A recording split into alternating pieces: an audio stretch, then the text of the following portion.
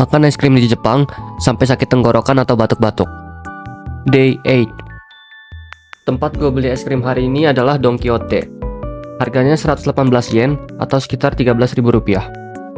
Nama es krimnya Pari-Pari Sando, yang artinya es krim sandwich yang crunchy. Es krim kali ini juga rekomendasi dari senpai di tempat kerja gue. Pas dibuka bungkusnya, wangi vanila dari sandwichnya langsung kecium.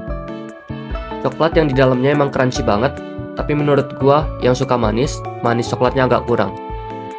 Pas di jalan pulang gua lewat taman ini, jadi mampir dulu dikit sambil ngabisin es krimnya.